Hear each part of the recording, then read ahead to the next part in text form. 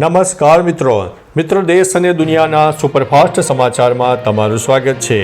યુદ્ધના ભણકારા, ત્રણેય સેનાને એલર્ટ। ગુજરાત રાજસ્થાનની સરહદે પાકિસ્તાન લગતા વિસ્તારમાં 30 ઓક્ટોબરથી 10 નવેમ્બર સુધી ભારતીય સેના, નૌકાદળ અને વાયુસેના વિશાળ યુદ્ધનો અભ્યાસ કરશે। સર ક્રિકની જેસલમેર સુધી 10,000થી લઈને 28,000 ફૂટ સુધીનું એર સ્પેસ બંધ રહેશે।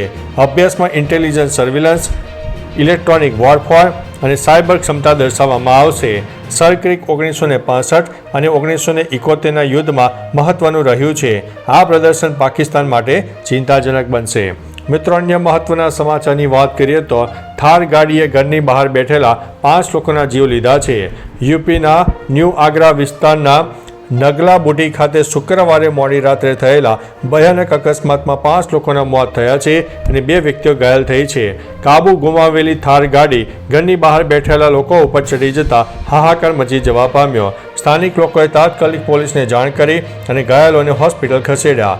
એસપી શેષમણી ઉપાધ્યક્ષે જણાવ્યું છે કે ગુનાની તપાસ શરૂ છે અને કાર ચાલકની અટકાયત કરીને વધુ કાર્યવાહી ચાલી રહી છે।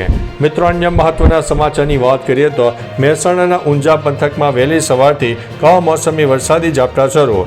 મહેસાણાના ઊંઝા અને આસપાસના વિસ્તારમાં વહેલી સવારથી પવન સાથે કમોસમી વરસાદ વરસતા નીચાણવાળા વિસ્તારમાં પાણી ભરાઈ ગયા।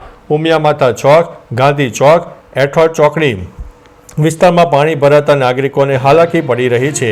કમોસમી વરસાદથી ખેડૂતોને ભારે નુકસાન થયું છે। મહેસાણા પાલનપુર હાઈવે પર વરસાદી માહોલને કારણે વાહન વ્યવહાર પણ ધીમો બન્યો છે।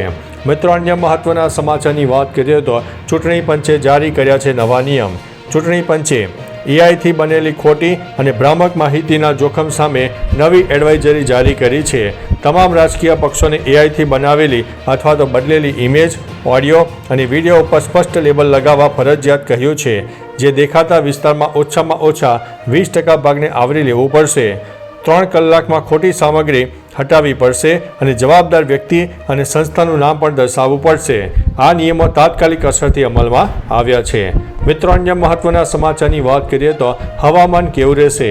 અરબી સમુદ્રમાં બનેલી ડિપ્રેશન સિસ્ટમ અને લો પ્રેશરની અસરને કારણે રાજ્યમાં 1 નવેમ્બર સુધી કમોસમી વરસાદની શક્યતા રહે છે। હવામાન વિભાગની માહિતી અનુસાર દક્ષિણ ગુજરાત, મધ્ય ગુજરાત, સૌરાષ્ટ્ર અને કચ્છમાં હળવાથી મધ્યમ વરસાદની શક્યતા છે। સમુદ્ર કિનારાના વિસ્તારોમાં તીવ્ર પવન 40થી 50 કિલોમીટર પ્રતિ કલાકની ઝડપે ફૂંકાઈ શકે છે। આ દરમિયાન માછીમારોને દરિયો ન ખેડવાની સલાહ પણ આપવામાં આવી છે। મિત્રો, અન્ય મહત્વના સમાચારની વાત કરીએ તો ટ્રમ્પે રાષ્ટ્રપતિ ઉપર લાદ્યો છે પ્રતિબંધ। ટ્રમ્પે કોલંબિયાના રાષ્ટ્રપતિ ગુસ્તાવો પેટ્રો, તેમની પત્ની અને ગૃહપ્રધાન અરમાન્ડો અલ્બર્ટો પર પ્રતિબંધ લગાવ્યો છે। આ પહેલાં અનેક તસ્કરીના આરોપોએ તેને નિશાન બનાવ્યું છે। અમેરિકાના નાણામંત્રી સ્કોટ બેસલ્ટે પણ જણાવ્યું છે કે પેટ્રોએ કોલરને પ્રોત્સાહન આપ્યું હતું ગુના માટે અને તેનું નિયંત્રણ નથી કર્યું। ટ્રમ્પે જણાવ્યું છે કે અમેરિકા પોતાના દેશમાં આવી તસ્કરીઓ સહન નહીં કરે અને તેની સામે કડક પગલાં લેવામાં આવશે। મિત્રો, અન્ય મહત્વના સમાચારની વાત કરીએ તો ભાજપની મોટી ઐતિહાસિક જીત। જમ્મુ કાશ્મીરમાં આર્ટિકલ 370 હટાવ્યા બાદ યોજાયેલી પ્રથમ રાજ્યસભા ચૂંટણીમાં ભાજપે ઐતિહાસિક જીત મેળવી છે। ભાજપના સતપાલ શર્માએ 4થી બેઠક જીતતા નેશનલ કોન્ફરન્સના ઉમેદવાર ઇમરાન નબીને દારને હરાવ્યા છે। શર્માએ 32 મત મળ્યા છે, જ્યારે નબીને 22। બીજેપી પાસે 28 ધારાસભ્યો હોવા છતાં 4 વધારાના મત મળ્યા છે, જેથી ક્રોસ વોટિંગની અટકળો વધી છે। એનસીએ 3 બેઠકો જીતી છે। ચૌધરી રહેમાન, સજ્જાદ કિચોલુ અને સમી ઓરેબાઈ વિજેતા બન્યા છે। મિત્રો, અન્ય મહત્વના સમાચારની વાત કરીએ તો જય મહાદેવના નારા સાથે સોમનાથ ધામ ગુંજી ઉઠ્યું।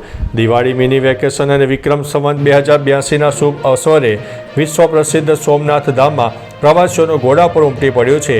જય મહાદેવના નારાથી મંદિર ગુંજી ઉઠ્યું છે। ભક્તોએ મહાદેવને શીશ ઝુકાવીને ધન્યતા અનુભવી। ટ્રસ્ટના તમામ ગેસ્ટ હાઉસ, હોટેલ અને વિશાળ પાર્કિંગના વિસ્તારો હાઉસફુલ થઈ ગયા। મંદિર ટ્રસ્ટ અને પોલીસ તંત્ર દ્વારા સુરક્ષા અને સુચારુ દર્શન માટે સંકલિત વ્યવસ્થા ગોઠવવામાં આવી છે। મિત્રો, અન્ય મહત્વના સમાચારની વાત કરીએ તો રાજકોટના જેતપુરમાં મેળામાં રાઈડ તૂટી પડી। દિવાળી નિમિત્તે જેતપુરમાં રોટરી ક્લબ દ્વારા આયોજિત ફનફેર મેળામાં બ્રેક ડાન્સ રાઇડ તૂટી પડતા ગંભીર દુર્ઘટના સર્જાઈ છે. આ અકસ્માતમાં એક દંપતીને ગંભીર ઇજાઓ થતાં તેમને હોસ્પિટલમાં ખસેડવામાં આવ્યા છે. રાઇડ સંચાલકોની ગંભીર બેદરકારી અને સલામતીના નિયમોની અવગણના પર સવાલો ઉઠ્યા છે. દુર્ઘટનાની જાણ થતાં જ પોલીસે સમગ્ર મેળો બંધ કરાવી દીધો અને રાઇડ સંચાલકો વિરુદ્ધ કડક તપાસના ચક્રો ગતિમાન કર્યા છે.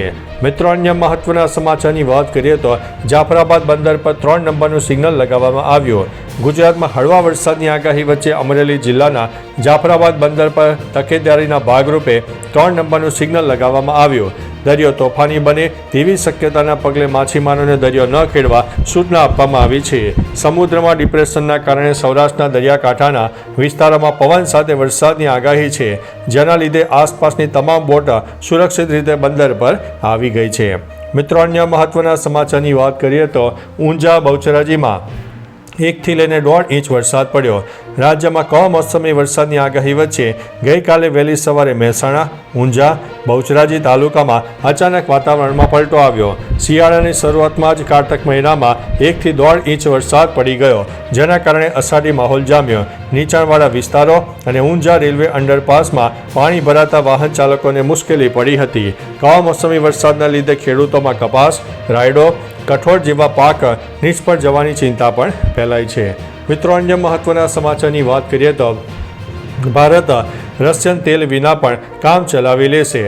રશિયન તેલ નિકાસકારો રોજનેફ્ટ અને લુકોઇલ પરના યુએસ પ્રતિબંધોની ભારત ઉપર કોઈ અસર નહીં થાય. સરકારી તેલ કંપનીઓ Indian oil, Bharat petroleum, Hindustan petroleum વધેલા ખર્ચને સહન કરવામાં સક્ષમ છે અને આ પ્રતિબંધો 21 નવેમ્બરથી અમલમાં આવશે.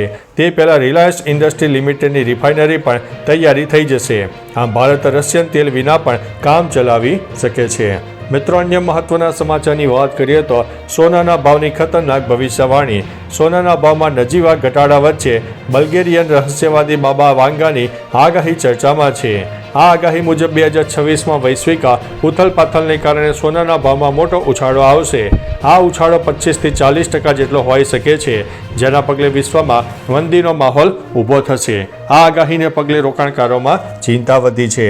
મિત્રો, અન્ય મહત્વના સમાચારની વાત કરીએ તો અમદાવાદમાં છઠ પૂજાની વિશેષ તૈયારીઓ જોવા મળી. છઠ પૂજા ગઈકાલથી શરૂ થઈ, જેના પ્રમુખ દેવતા સૂર્યદેવ છે. વૈદિક કાળના પ્રથમ દેવતા મનાતા સૂર્યને હિરણ્ય ગર્ભ પણ કહેવાય છે. અમદાવાદમાં ઉત્તર ભારતીય લોકો દ્વારા સાબરમતી રિવરફ્રન્ટ પર ઇન્દિરા બ્રિજ પાસેના ઘાટ પર છઠ્ઠ પૂજાની વિશેષ આયોજન કરવામાં આવ્યું છે. મોટી સંખ્યામાં શ્રદ્ધાળુઓ એકઠા થશે, જેના માટે કોર્પોરેશન દ્વારા સફાઈ અને અન્ય તૈયારીઓ કરી છે. આ પ્રસંગે મુખ્યમંત્રી હાજર રહેવાની પણ સંભાવના છે. તો ચાલો મિત્રો, ફરીથી દેશ અને દુનિયાના સુપરફાસ્ટ સમાચાર લઈને મળતા રહીશો. ત્યાં સુધી અમને રજા આપશો. નમસ્તે.